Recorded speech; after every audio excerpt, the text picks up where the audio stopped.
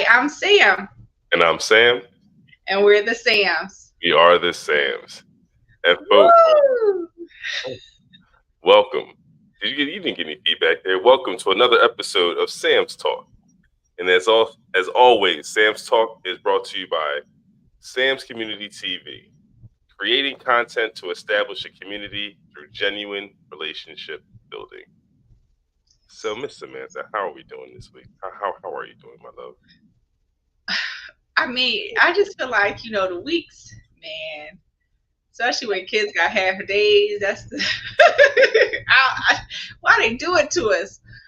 But I'm excited. Like, this is my first live. Like, I'm excited. I'm excited to talk to you again.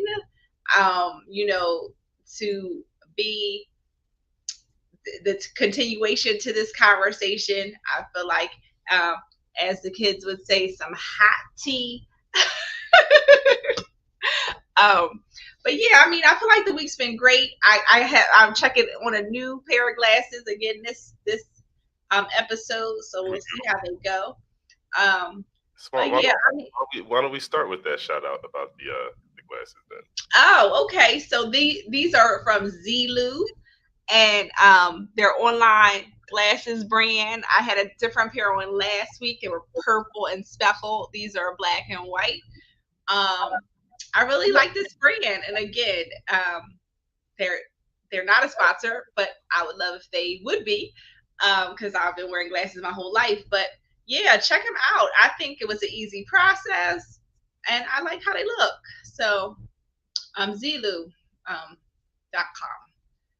Excellent. But how was your week? How has your week been? It's Friday. Week has been great. I feel like a lot has happened. I know we had to postpone. Last time we are talking about a child sort of, I think, about to celebrate a birthday. Right. Since our last conversation, that did happen, and so that was a lot of fun seeing him. And it's interesting because I'm able to easily compare one birthday to another. So for me, it does hit me seeing him in those moments and realizing, okay, I remember being here last year, and he's different, and Yeah. it's fun being part of the ride. Yeah, like it boggles my mind how in just a week span he is a older individual. Like you are different.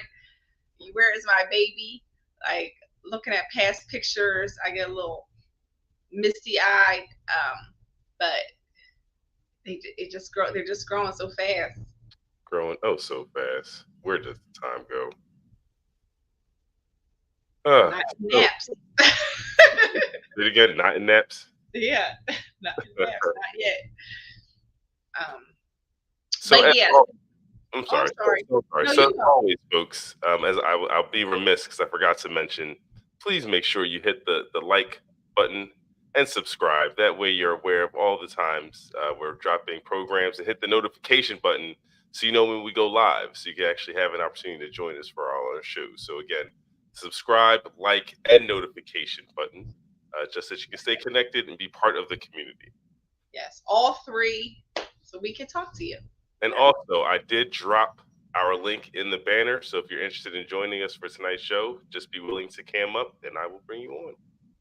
Yeah, sounds And with good. that, why don't we kind of just jump into part two, where we left off? Right. So, I And know when we spoke. I'm sorry. yeah, maybe I'll kick it off. Okay. All right. Still So working the kinks out, folks. yeah, so maybe I'll kick it off only because I think there was one thing that we talked about last time in terms of safety nets and backup plans, but Yeah. specifically the conversation about safety nets.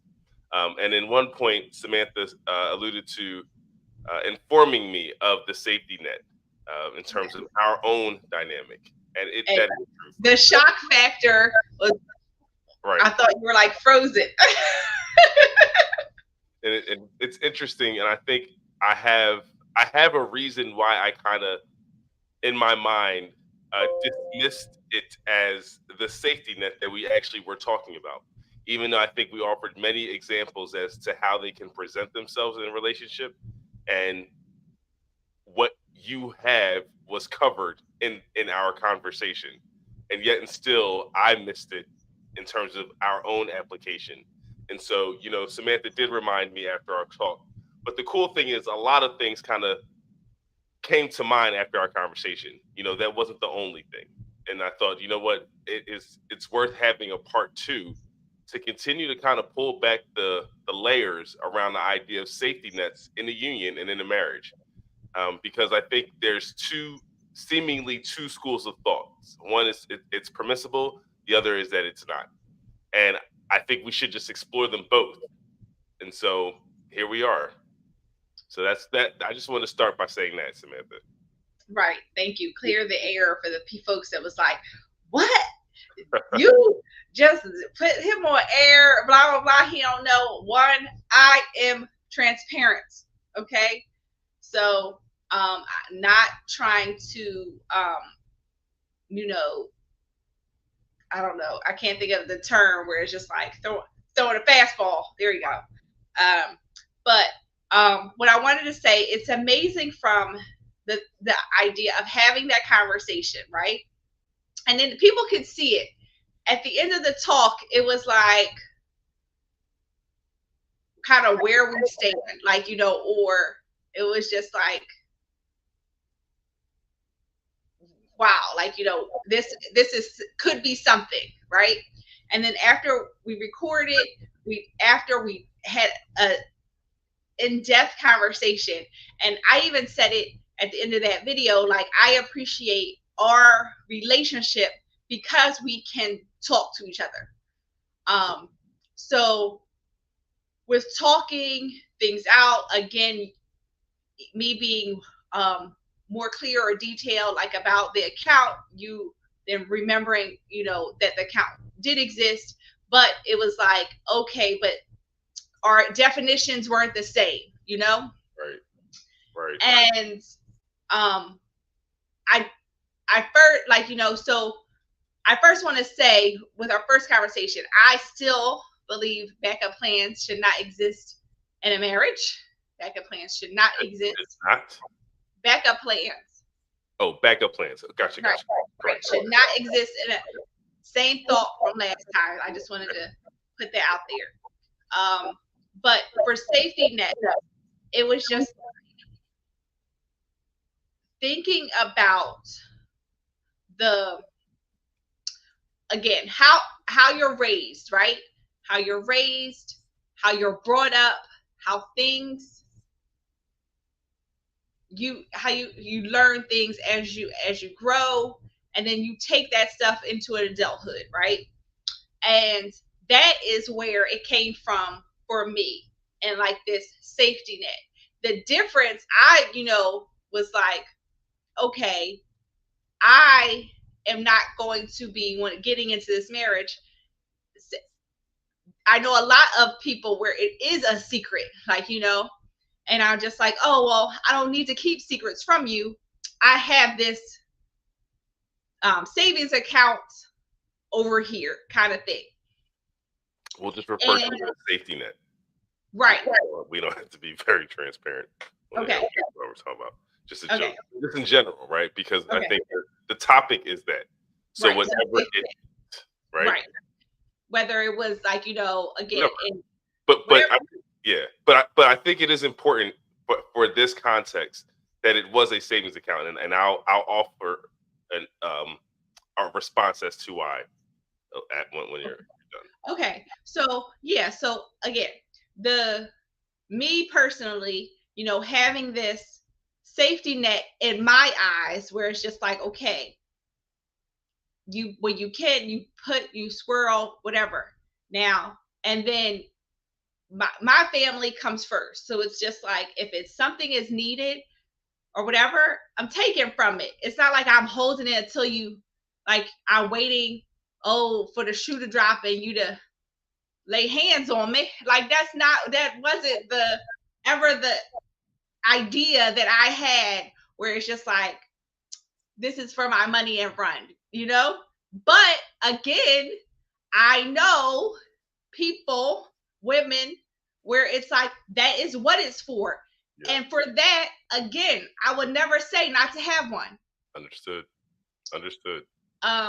But I just wanted to be clear for the masses because I know like people were on the edge of their seats, and it's just like, and I also felt I bad kind of thing where it was just like, oh, where you brought up like a trust issue and a thing like, and it's like I fully trust you.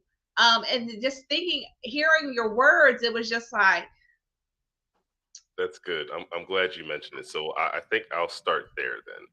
okay. Because they are kind of connected. The component of trust that I mentioned, as well as it being for you the savings, which is sort of the provisions component relating to your safety net. So I think after this conversation, I also thought a lot about what we talked about. And a few things came to mind about safety nets. And I'm realizing the first thing I guess I'll start with is I mentioned the term trust. And when I said that, and again, I wasn't referring to us. I just meant in general that if someone is managing something within a marriage and it's unaccounted for within that marriage, then there's an element of trust in terms of why it's not included in the total pie. Right. And that's not something I can easily dismiss as a rationale. There has to be a reason. And unless something else is presented, I'm largely going to believe that that's going to be it. But I don't look at it as negatively, maybe, as I did when I said it a few weeks ago. And here's why. And specifically, I think when we think about safety nets, specific with women, because I think about my mother, right? And my mom was for those who knew what kind of person my mom was, she was a very competent, capable individual. And what I know about her in terms of how she ministered to people is that she would come across to me as a person who would help women prepare themselves for what life has to offer in its fullness, right? And so it's hard for me to think that even in her speaking with women who are married, that she would categorically dismiss any notion of safety net in a woman's life, right? And I thought about it in terms of just also what I said in our previous conversation in terms of belief system, right? I said, well, it's part of your belief system to have something that is yours to you that you manage outside of any other relationship, secondary relationship you have in your life, right? And I believe that is part of the component here that I believe men and women are different. So let me just say that, right? Because there's a lot of different conversations in the world. And I think in order to understand a lot of what I say, that's principally true for me. I think we are biologically different. I also think that the world receives us differently.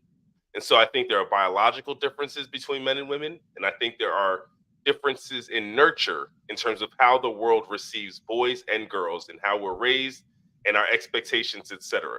And so I think there's a nurture difference in men and women in terms of society. And I also think there's a biological difference in terms of men and women. Because of those differences, I have a different understanding as to why, in terms of a belief system, a safety net for a woman seems much more applicable in terms of a daily application through the world, right? So even when you connect with someone else, the way you move because of how the world receives you, you have to have as many levels of assurances, or you know what I'm saying? Like you have to create the kind of environment that ensures your ability to move through the world. I guess it leads into the whole concept of independent, right?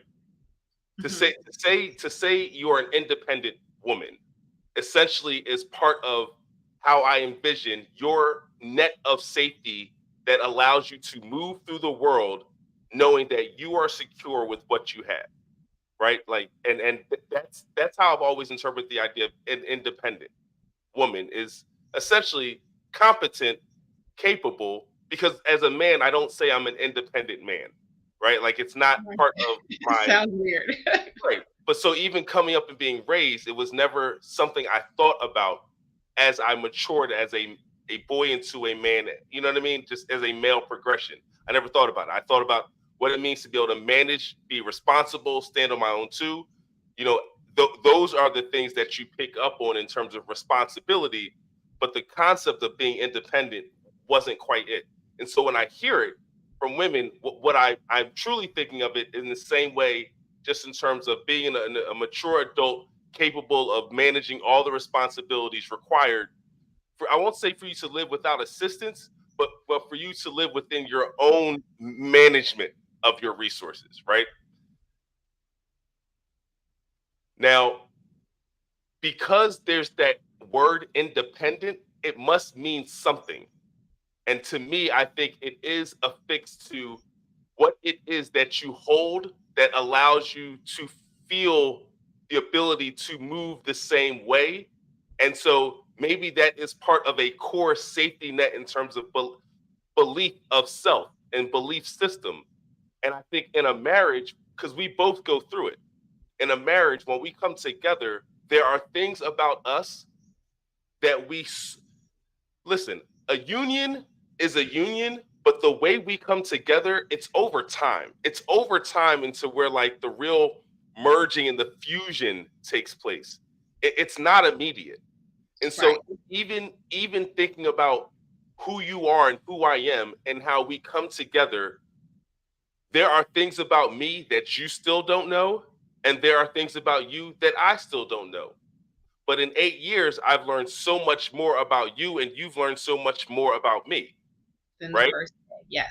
Exactly. So I Yes. think it's all part of a natural way of how we grow together. And I think over time we shed those things that we hold close and realize, okay, I can let this person be part and merge this part of them into me as well. And I think a safety net is actually more symbolic than just the provision. But I think the reason I wanted to talk about the provision piece, though, for women is that I think that is something that is held to in terms of that independent component. And I think without it, I think to me may affect the belief system of independence if I don't have that nest that I've amassed and acquired independent of this person. So it's like I've acquired this independent of this person. So even though we're coming together, there's things that I'll merge, but this thing here, this is a part of me now, you know? And so over time, I'll release this. So that was sort of my thought around. So it's a good thought. It's very good. It's very, What but let me I guess I'll say this is why I thought maybe my characterization of trust was incorrect when I used it last time, because I'm thinking of it from my perspective. right. If I as a man were to set something aside from you all, that's how I would interpret those actions. And I realized I was looking at it through the lens of, if I did that, what what is that feeling for me, or what does that decision mean? But then when I thought about on the other side of the fence and realized even how my mother may have moved in terms of helping people ensure that they have what they need for life, I'm like, well, wait a minute. Maybe it's not about trust. Right. And it, what you say about this independent piece, and it's like I feel like that independent woman conversation, that is an onion in itself. Like, But in this aspect, it's just like when you have acquired, you know, finances on your own, or or even during the marriage, and it I feel like if you would and I don't know, because there could be people out there that are married, and again, like I said last time, that throw all their money in one bucket. To me, I feel like if I didn't have like an account I manage on myself, would make me feel less independent. So even with the money that I make that you are aware of, it's not like I'm hoarding it. It can be used or whatever. But just the simple fact, if it was just like, I wouldn't feel like it's just mine anymore. And maybe that's like, like you said, over time, years, like, who knows, someone, maybe if they're married 30, 40 years, like, let us know, like, did you start this way? And then by year 20, it was like, oh, you didn't feel like it was needed. And I'm sorry, please. I didn't mean to. But yeah, to feel like it's not needed.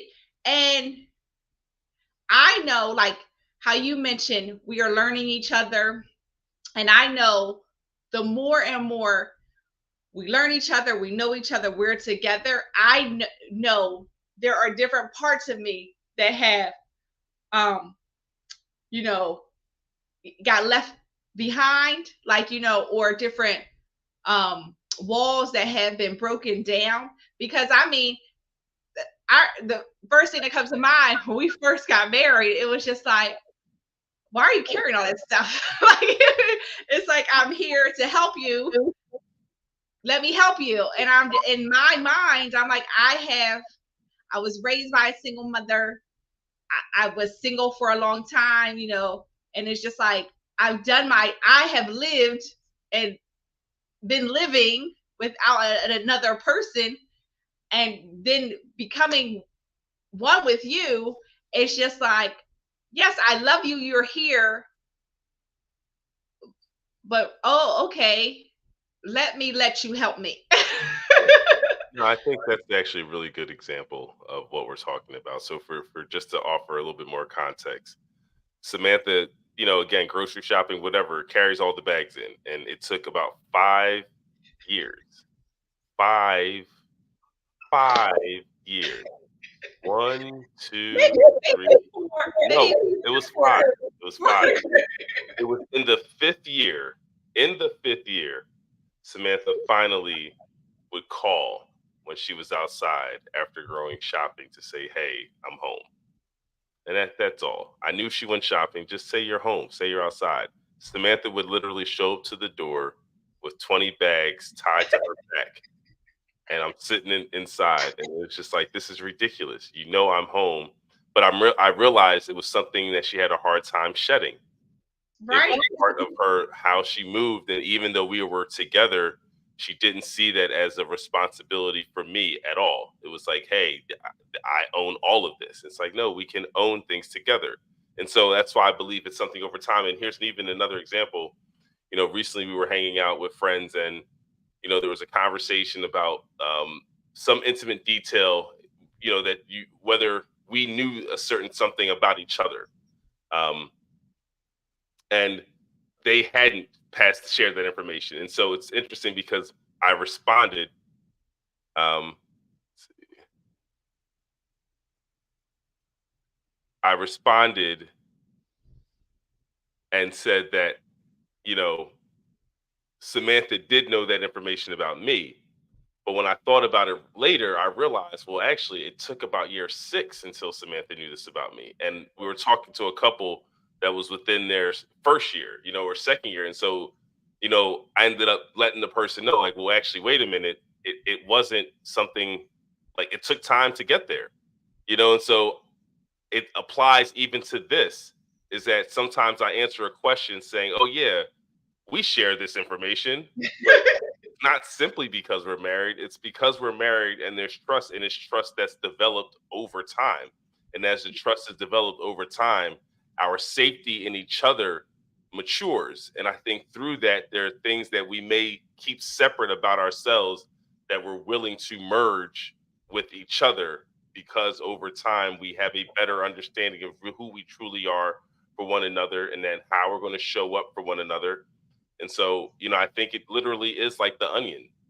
And Sam, also, it can also be sometimes things don't come up.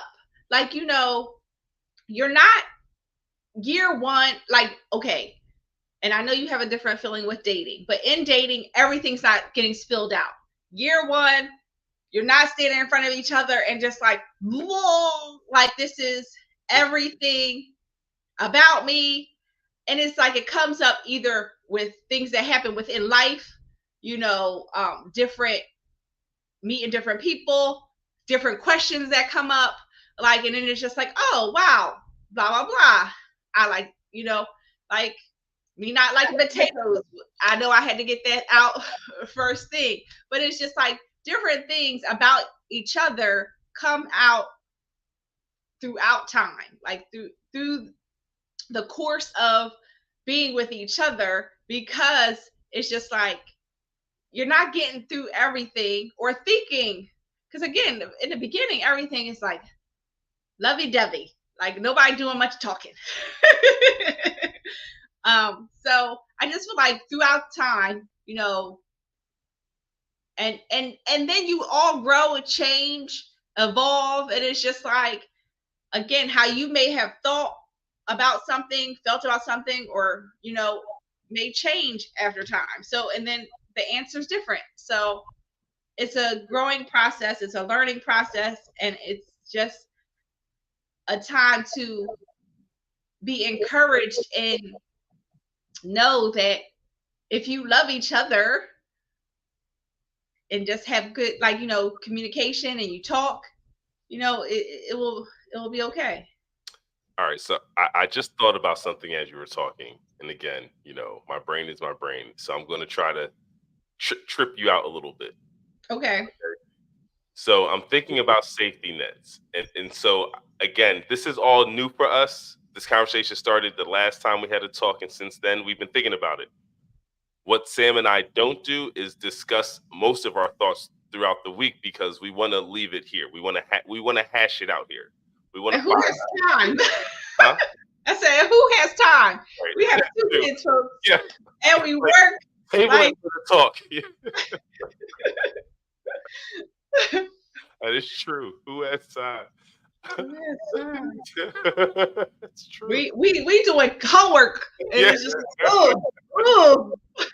We doing first grade homework over here, folks. Oh, I know man, that's funny. That's true. Okay, so this is just something that came to mind as we're talking through this.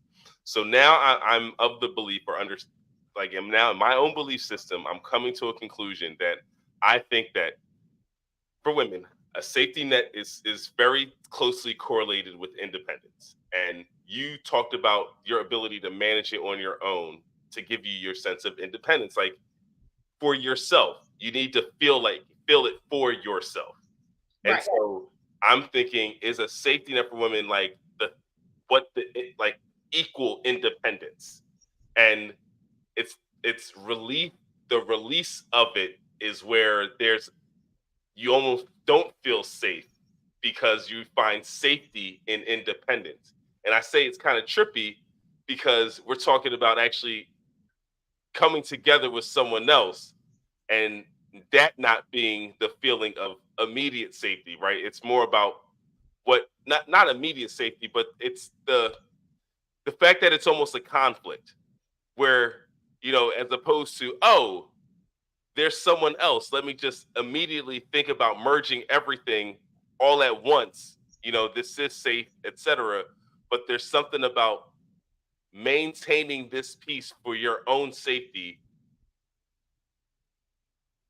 as it's tied to independence. So independence equals safety.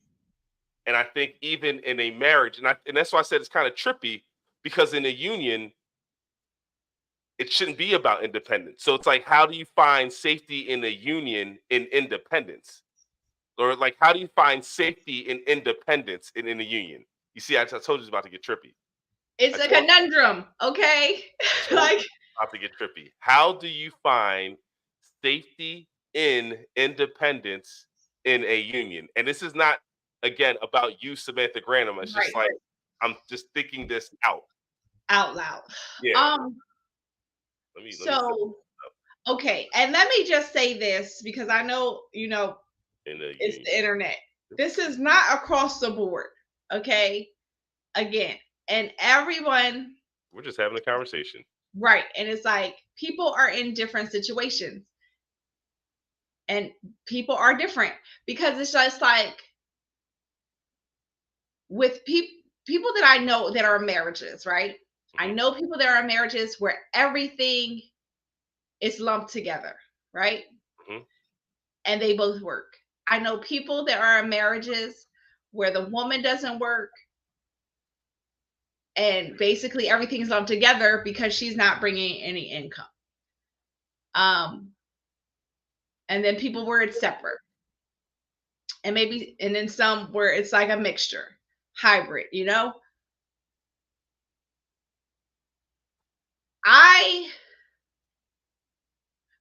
I know, like, there could be women that have a safety net that they're squirreling, right? But are not characterized as independent because they depend on the spouse. So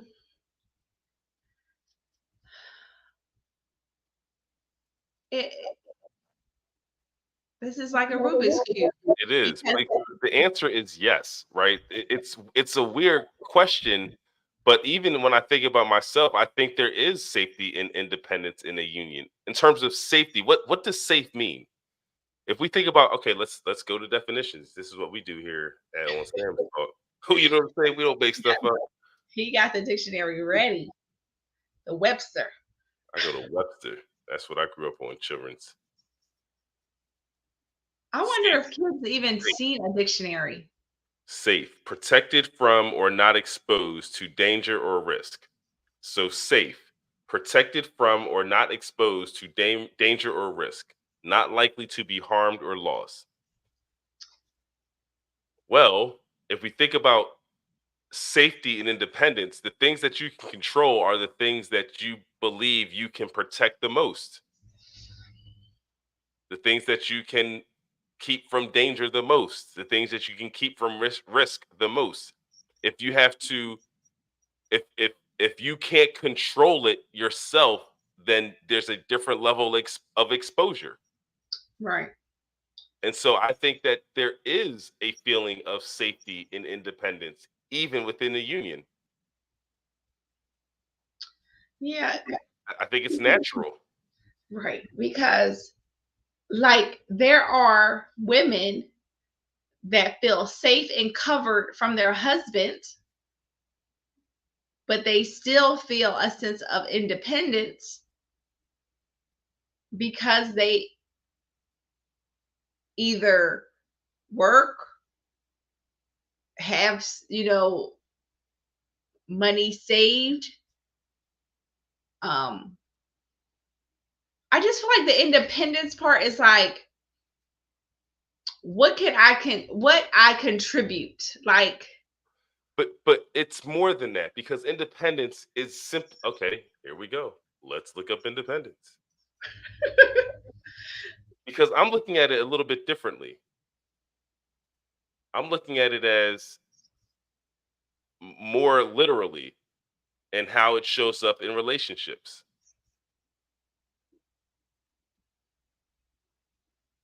Independence, the fact or state of being independent. So independent, I guess, is the word then.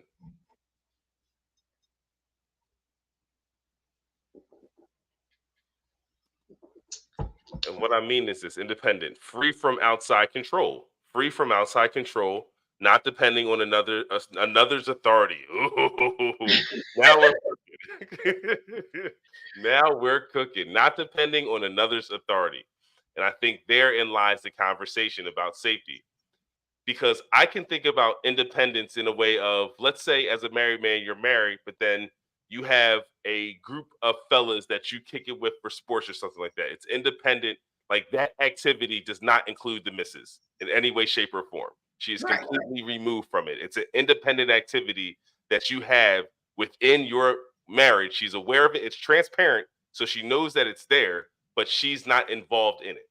She doesn't know what's happening there, but it's a space where you can be, you are whatever you are there is independent of what you contribute to your marriage. You know what I'm saying? Like Right.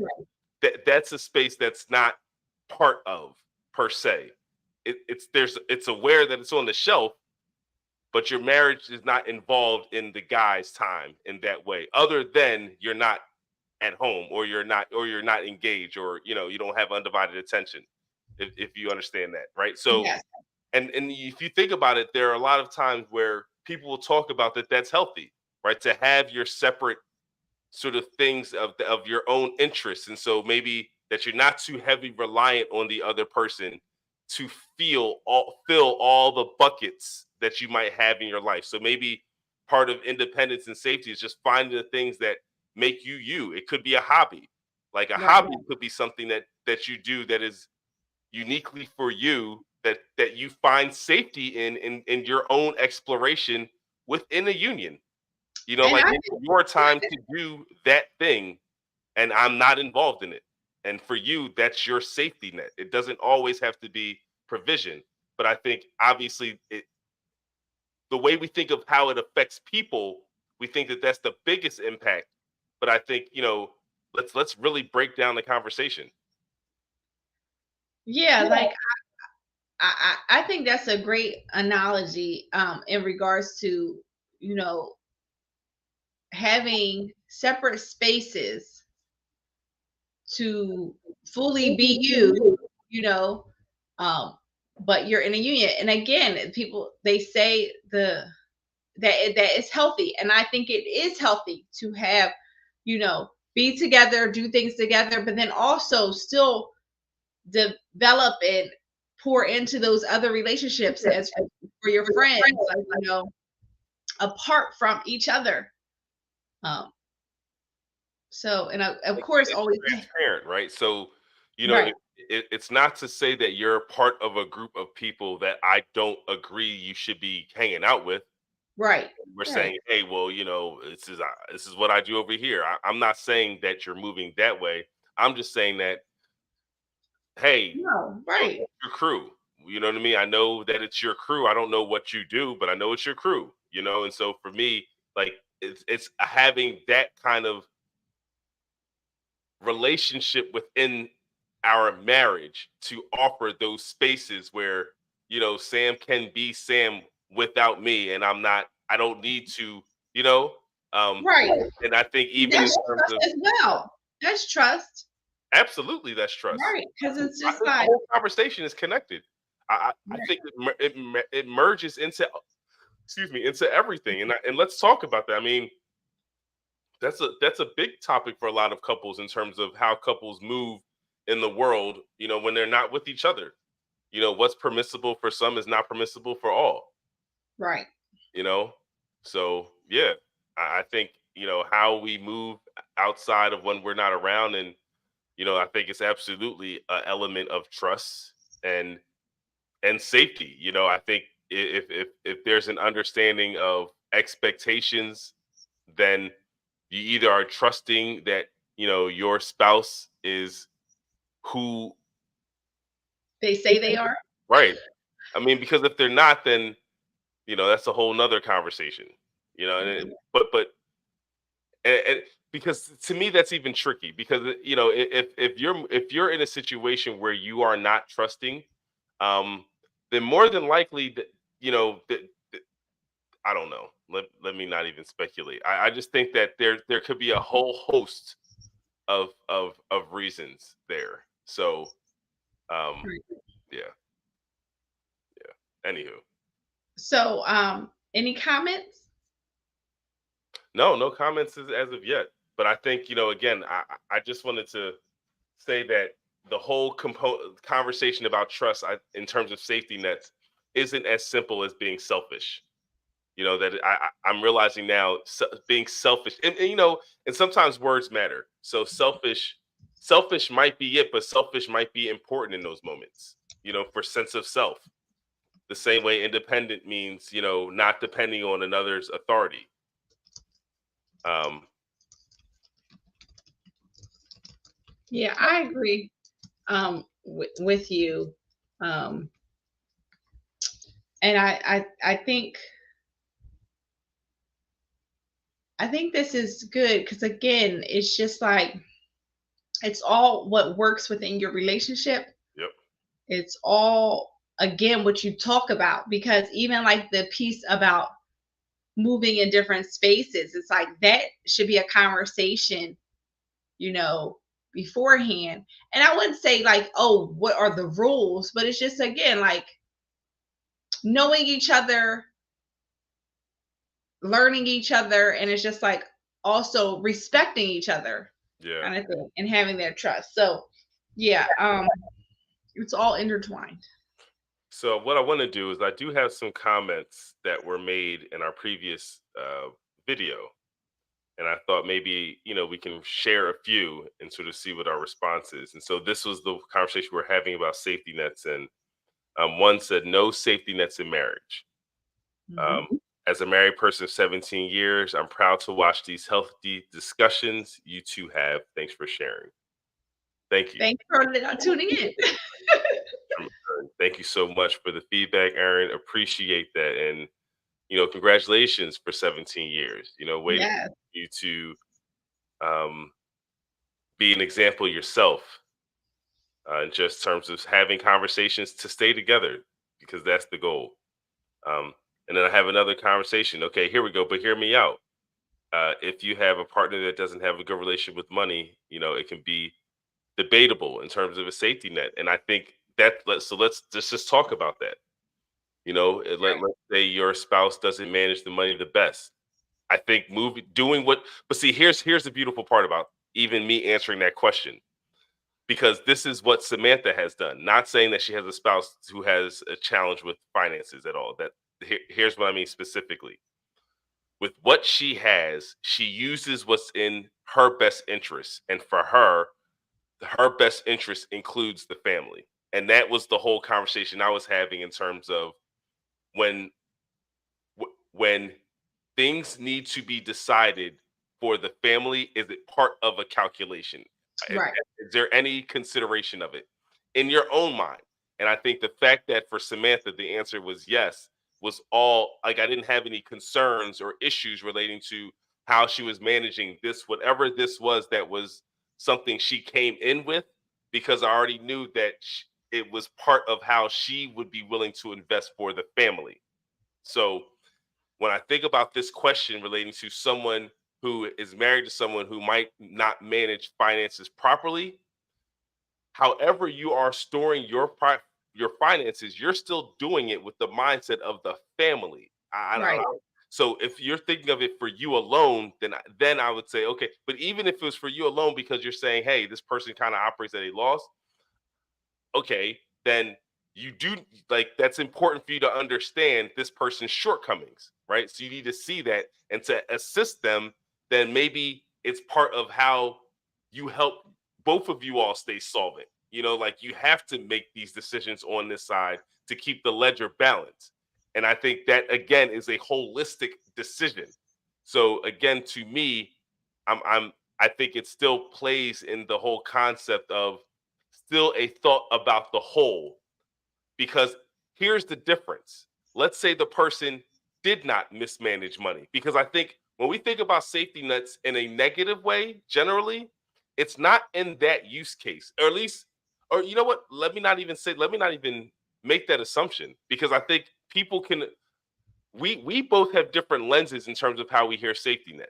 And I think for me, there are stories that I've heard where someone was siphoning money from accounts to create a safety net on the side in light of of emergency, even though the person they were with was showing up and doing what they were supposed to be doing. So it wasn't a situation where somebody wasn't doing what they were expected to do, and so it's like, hey, I got to make provisions to keep us whole. But the person was doing what they were supposed to be doing, but the mindset was, I still need to siphon off of what we are collecting just in case something goes wrong here. And I think that's one connotation of safety net that we hear, um, that I'm not really referring to. You know, I like think that's stealing. listen, Listen, baby, because I think that is stealing. That is I stealing. think that's stealing. Stealing. But can I, to that comment? So I want to say, so a couple things. One is just like, maybe within time of knowing each other, like, you know that the other spouse isn't that great with money, and I understand where it's like, especially, for you, or if there are children involved, you're like, no one's going to miss a meal over here, or whatever needs to happen. Like, I get that storing, I understand that. But maybe within, like, the growing of your union, it can be a conversation. And I know sometimes you have to, like, tiptoe around things, like, so it's just like, maybe like intricate, like, little baby steps to maybe like assist them. Even like, oh, hey, let's take this financial course or whatever. Maybe that can happen to make them better in their finances. But if you're with them and you know this about them, and you don't want to wake up tomorrow and the lights are shut off, but you have this fund where you could just pay it, I understand it. Like, I get it. And that is for the family.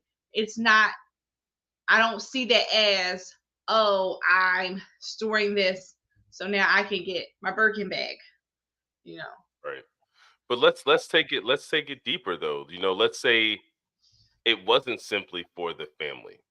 Maybe, but I don't know. I think if you're making decisions because someone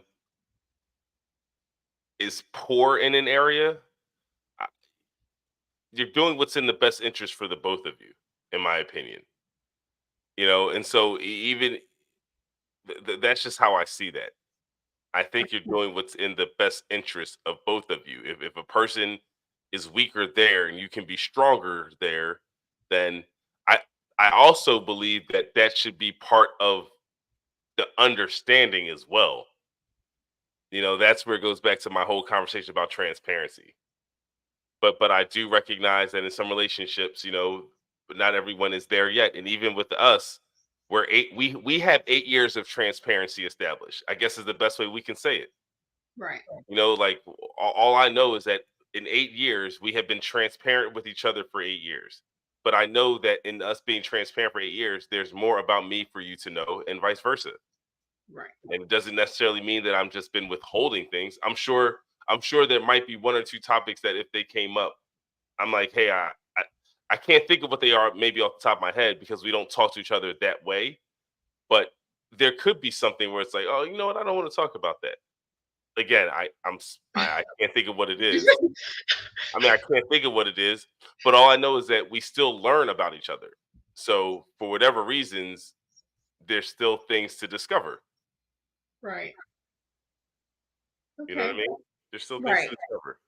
How for however it plays out, there's still things to discover. So we have 8 years of discovery completed. And 72 to go. 72 to go. Um, so how do you find safety and independence in a union? I think you find safety in the sense that because again, we are still individuals, right? And so it's like we have agency over ourselves. And so in terms of being the best version of ourselves, there's certain things that we have to be able to manage with our own authority. Right. And I think that is the developing a level of independence that will be beneficial in the union, but it's still work that we have to do on our own that someone can't do for us. And so maybe part of finding safety in the union or safety and independence in the union is the idea of I have to independently do this development for the collective whole. And even when you just said that, like I was thinking, and I know I said earlier where if there's a spouse that doesn't work and maybe they don't feel independent, but thinking of the family, like maybe their independence comes from running the family, Absolutely. running the household. Absolutely. So My mom was head honcho, man. I mean, my mom, like it was a system. My father, I was blessed to live in a home the way I lived to see how my mom and dad operated together, and to see how they, like it was they were different people and they came together and they ran the house the way they wanted their house to be run, and they had their roles in how it happened. But it was a Granum run household, right. like they set the tone and it was set, and how those things were managed, the responsibilities were very clear. And mom's ran a tight ship. Yes. I need to find that. She ran a tight ship. Proud of the tight ship that she ran. And that to me, she owned it. She owned how we came out, because it's like, I am responsible for y'all, She owned how people experienced our home. She owned all of it.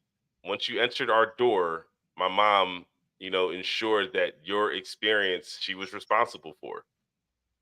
She didn't put that on anybody else. She didn't put that on my dad, didn't put it on us. My mom owned that. Yeah. So Yeah. So what else you got? All right, so here we go. You ready for one of my Slim's thoughts? Sure. So here's what I'm gonna do, folks. We are kind of freestyling it right now. I'm gonna unveil a Slim's thought, and I'm gonna circle back to it because So you're gonna reveal it, or are you circling back? Which one? I'm gonna reveal it on and within Sam's talk, but it's gonna be published as a reel at a later time as a Slim's thought. Gotcha. Okay. It's like you heard it here first, straight off the press. Well, I'm hearing it. I'm hearing it here first. You are.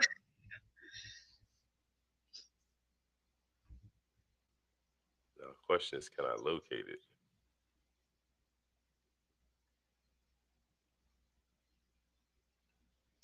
Well, while Sam is doing that, I would love to see if anyone has any comments or what, any other perspectives would be great. Let me just grab it from my phone then. But it's all good. We are live. Yes. This is what live means. Okay. All right, here we go. Slim's thoughts. Tell me what you think about this one, Mama. Okay. So, I just learned of this new question that has been floating around the dating world. And I say it's new because when I was dating, it wasn't something that was ever discussed. Okay. What do you bring to the table? So, is that the question? Well, I'm not finished the thought. Okay. This is the whole thing is a Slim's thought. So Okay, I'm sorry. it's all good. But the question is, what do you bring to the table? But to your point, Samantha, this is not something. So like I'm going to talk about it. It's almost like behind the scenes. So this is like a Slim's thoughts in the making. Folks, you're seeing how the sausage is made. So this is a Slim's thought, and you're going to see the final version come out in the reel. But we're showing you how we do things real time. So the question ultimately is, what do you bring to the table within dating? And you and I know this was not part of our dialogue before we got together. What do you bring to the table? So I don't think it was our dialogue, but I remember dating and like this being a thing, and I had the answer that I would say. You have the answer? I am the table. Like, You know your answer? right. Like, All right. So here's my answer to this. I love you, Samantha Ray. Here we go. I want to send a message to the fellas. Listen closely. Don't ask that question. Instead, consider this. Fellas, when considering marriage, always remember your wife is the table. She's the entire table. She has to make room for all the things that are part of your life. She might be a little less tolerant of some things and make less room for it, but hopefully, those are things that don't matter most to you. If they do, you're signing up for that allotment or provision or room at her table. Let me see. You're signing up for that allotment or provision or room at her table for it, my friend. With things that matter most, you're going to need elbow room to work things out from time to time, to do some tweaking and adjusting. If not, where is there room for evolution? Her table has to allow space for that. If it doesn't, just understand you can't make room where there is none. Don't get distracted with romantically dating. Sometimes it gives you a mirage of how much space actually exists for what matters most. Your ability to satisfy her through whining and dining is not an indication as to whether or not she will make room for you. And if you must date because this culture calls for it, then keep your eyes peeled. It's actually in both of your best interests for you to be diligent in this process. Your rib, my friend, is the table. Don't ask, observe, vet. You have to know that she will make room for the man you are designed to be. That's what matters. And there's my Slim's thought.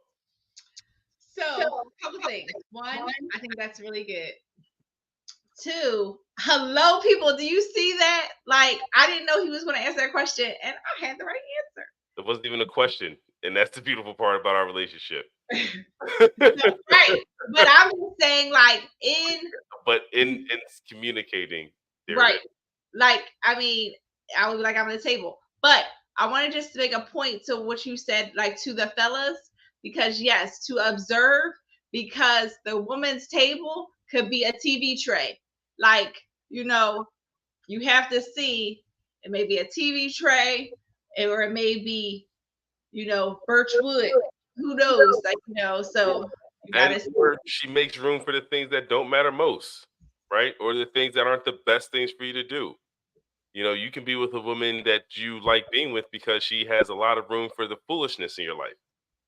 Right. And you're in a comfortable space there. She makes room for it, it's tolerable, and so you're comfortable. But if there's real growth that you have in mind for yourself, does she have room for that? And if growing around her you think it causes pain, it's not her fault. She doesn't have room at the table for it. And here's the interesting thing about when it comes to room at the table, because she can't make room where there's none. In addition, when you don't have enough room for something, usually what happens is you even start losing it. Right? Mhm. So when you realize that if you don't have ample space, so let's say the person that you really like doesn't really offer a lot of space for your family, and your family's important. And you realize, like, man, she doesn't really offer a lot of space at her table for my family. and it's always like a contentious situation. What usually happens is this little space that you have, unless you fight for it, or and to the point where you draw the line in the sand. Generally speaking, someone acquiesces and Right. appeases, and so the little space you have becomes smaller and smaller. And now, but that space is still space at the table, but it just now gets repurposed. And maybe now that gets fulfilled with her family time.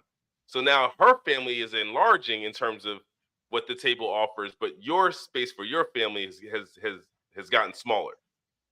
So now, those who matter most may not like being around her. So maybe you just hang out with the cousins, but the brothers and sisters, they've had it. But Right. you can still kind of connect with the cousins from time to time. That's okay. That you have that space at the table for it.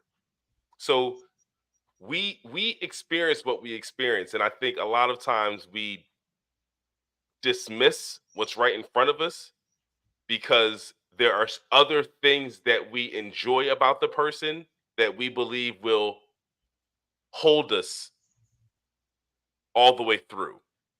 But what's really important always has to be really important.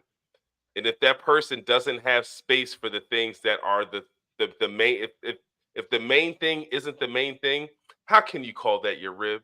Fellas, I'm talking to you. How can you truly call it your rib if she don't have room for you and your growth? And only you know that answer. But the world will convince you to focus on things that you don't even have room at your table for. So why are you focused on a person that is giving you room and space for something that you aren't prioritizing? You know who you are. Find the person that allows you to be who you are. Be that you can be yourself and have the capacity to grow out loud, and they will be part of that experience too. That's what a rib is. If that person doesn't offer you that, then just understand what you are signing up for a lifetime if you're committed to a marriage, because I'm only talking about in the context of marriage. This is not about relationships for me. So I think, just to sum it all up, she is the table, fellas. If you're talking about choosing a wife, she is the table. Don't ask. Don't ask what she brings to the table. It's not important. What's important is to observe, does she make space at the table for you? And if she does, then what you would be willing to offer her is your provision, your protection, your love. And love, as it's defined in the word, as the verb, the action. You got to show up every day in love, not just the romantic feeling of love, the work love. If she is your rib, you show up for her, and that's how you do that dance. A sprinkle of romance. You're right. Love includes, we can. I'm just saying, I'm talking to the fellas. Okay. Okay. Yes. They show up in all the other ways first. You know, again, we're talking about the main thing being the main thing. To me, romance is not the main thing. I gotta start calling it what it is.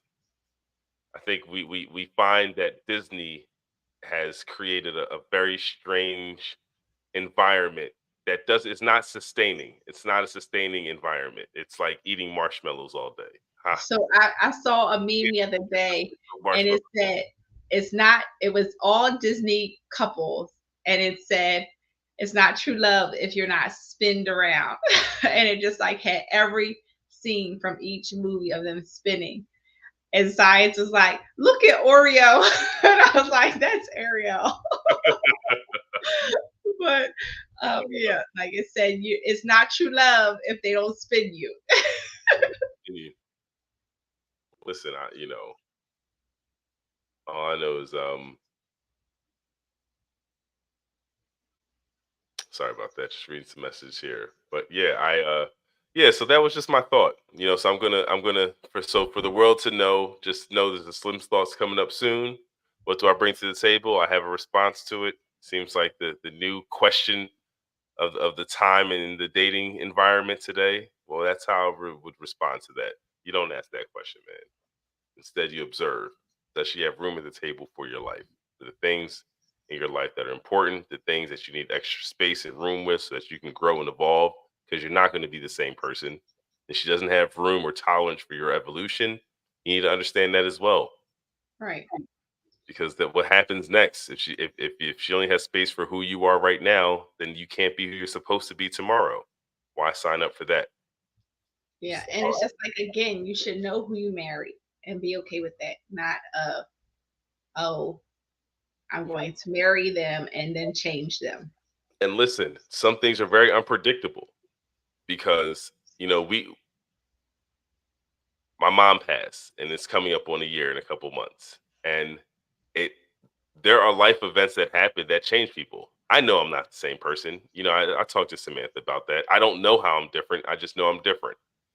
Um, I don't feel the same kind of joy I've always felt in life. I'll admit to that. And I know I can get it back, but I know I'm in a space right now where it's not the same. And so I don't know what that feels like for my family. I don't know how my wife experiences me. I don't know how my children experience me differently. But I know that they are impacted by how I'm affected. And so things happen in life, and you need to be with a person that you've vetted so that even in these critical moments that you believe that there's a tolerance or a space for understanding. And you also hope that as we go through these situations that we don't anticipate, even though they're inevitable, um, that we hopefully are true to self and don't become a version of ourselves that becomes intolerable. We also need to hold ourselves to that too. Like I know it, regardless of how I feel in terms of my mom's loss, I can't lose control. Right. I can't lose control of myself because my mom is gone. It doesn't serve my family in any way, shape, or form. And so I owe it to them to still manage myself through this emotional change. And I'll lean on them when I have to. Sometimes I just grab the kids and hug and kiss them. They don't know why. It's just what I need. Sometimes I have to walk up behind the lady. That's what I need. Anyway, and so but that's just how it goes sometimes. So yeah. Yeah. And again, and that is the whole thing with marriage. It's just like knowing each other, giving each other space and grace, Space and grace. Like it. And still loving them. I like that. I just, but yeah, like, again, when traumatic things, when big things happen in our lives, it changes us. And yes, you are different, but I it's a we have to go through it together. Go. It's nothing to go over. We just gotta go through it. So that's what we're going to leave y'all with today, y'all. Space and grace. In the marriage, sometimes you gotta give each other space and grace. That's Yeah. that. Maybe that's the safety. That's the independence. That's the element where it's not under someone else's authority. Where you have your own thought, individual thought within the union. Not to be overbearing or too um, reliant. Where there's space and grace. We're all trying to figure this out. We all want to show up generally to be the best versions of ourselves, and sometimes we miss the mark on certain days, and we got to get it together. If we have no space and grace to make those adjustments, what happens is we stop trying to adjust. Right. And this is a whole nother topic, because this can go where it's like people that think marriage is just roses and everything. And it's just like, there are moments that happen where you, again, You know what roses really smell like? right, where it's just like, and then they think of marriage one way, and it's like things happen, life be lifing, Life be like. and it's just like, oh well, I can't take this, I'm done, whatever, but they're not giving they're not giving each other the opportunity to develop the space and the grace. Right. Sometimes I think the expectations of others is just too great. I feel like sometimes we expect more of others than we expect of ourselves, and that to me shouldn't happen. I think you're setting yourselves up for failure if you move that way. If But I believe it occurs where someone is almost expected to be perfect, even though they know they got warts all up the wazoo. And yet, when it comes to their spouse or mate, there's no tolerance or grace for any misstep. And for us, that's not it. I just think that if we're fundamentally sound, we're sound because I know the type of person, the nature, the character that you have. So if we're fundamentally on the same page on a concept, I know how you're going to ultimately be moving. That's what I need to shore up with you, is like that we're fundamentally have the same ideas about it, because the vetting is the character part. That's what I observe, in our relationship, because even pre-marriage, it was more of a friendship than dating. The only reason I asked you to go steady was so that you knew talking to someone else was not the time I'm on anymore. But it wasn't about changing what we were doing. And that's the conversation you had with me. When I asked you Right, to go study, you were like, listen, are you sure? Because what we're doing now works for me. right, And I'm like, this works for me too, but I don't want to hear about anything else other than you and but I like us doing it like this, but I just want it to be about us. we wanted to lock it down. I wanted you to know that I'm looking at you for you right now. And are you willing to give me your undivided attention? And in giving me your undivided attention, I agree with you. Let's keep it what we're doing. And what we weren't doing was the whole romantic dating game thing. That's No, what we we weren't. were. And I think that's why it worked, because we entered it like, hey, I know you. I see you. I see you. I want to marry you. I want to marry you, as opposed to like, oh, I'm spinning, like, Right. right? Spinning you like a top. You Yeah. don't know up from down, left from right. You're in a whirlwind. Yeah, there were no rose colored glasses second time round. Not at all. We knew exactly what we were getting into. And that was important. Why wouldn't you? So space and grace. That's Yeah. gonna be, I think, it might be a lead into like how we continue our talks from here on out. We take the last topic, start off with the last topic, and enter a new topic. Because the last time we started with communication, ended with safety nets. This one we started with safety nets, and with space and grace. So I think next time we do a little bit more work on space and grace, I'll leave definitions for next week, Yes. the more technical terms, and just open it up a little bit, because I think that, listen, we've talked about safety nets. How do you get peel the onion back? Space and grace. Right. That's how the person will feel that, hey, I can share more. I can give this up. I don't have to carry the bags anymore. He is serious when he says call me. He will come outside, rain or shine, and grab the bags for me. I don't have to do this alone. This is not all on me. And so space and grace. And over time, you see the evidence of it, and you're like, wow, I can rest. I Right. remember someone It's asked me about real. I remember someone asked me about we did a Sam's talk, and one of our friends we were talking about independent women, and how, the woman at the time couldn't understand why a guy wouldn't would want a woman to be dependent on him or her, right? Like the idea was that independence is considered the virtue, but I'm like, well, not to a marriage-minded man. You know, a man wants to feel part and needed because he has something to give to offer. So if you're moving in a way that you don't feel the need for what I have to offer, then I'm going to find someone who desires what I have to offer. And someone who is moving independently doesn't desire what I have to offer. They may tolerate it, but they don't desire it because their virtue, their what they're um exemplifying as a virtue is independence.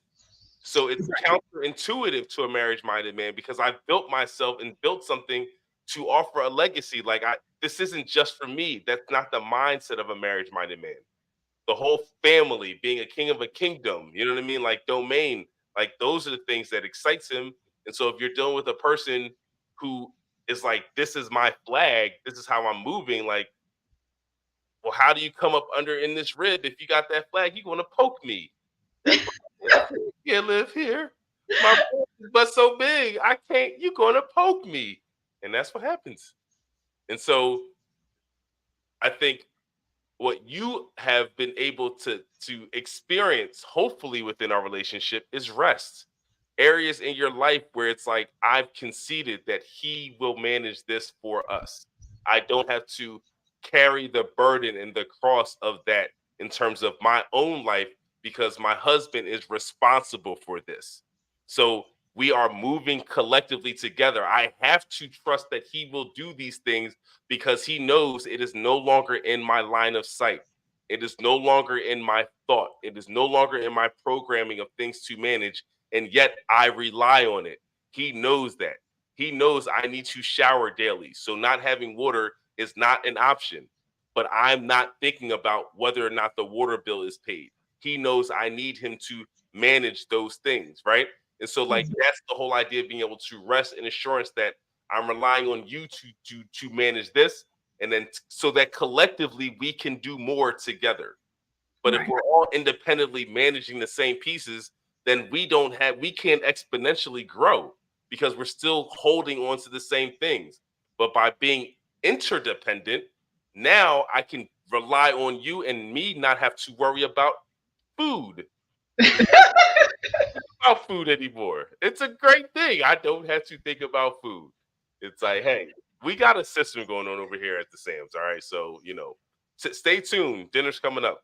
Dinner series schedule is coming up soon, folks. But again, that's what I mean in terms of thinking about really what a union has to offer, space and grace. We can go on and on, but I think we'll just have to table it for next time. Samantha, what do you think? I think, yes, I think it's a good time to stop here because again, it's going to keep going because that, like, I'm like, oh, that's a whole nother topic. Yeah, I think this was a great conversation. I hope you all enjoyed it. I can't wait to hear the feedback because we had so much from the other one. And again, if you have any topics or things you want us to discuss, throw it in the comments, shoot us an email. But we're here to discuss and communicate. Folks. But until next time, Samantha. Sure. Stay blessed. Peace. Oh, I'm sorry. Before we break out that way, I have to say, please, if you like what you heard, hit the like button, hit the subscribe button, and hit the notification button. Because if you hit the notification button, then you'll know every time we go live. We're going to be going live for Sam's Talk moving forward. So hit the notification button. That way you can join us next time. We would love for you to be part of the show. Yes, yes. So stay blessed. Until next time, folks. Stay blessed. Peace.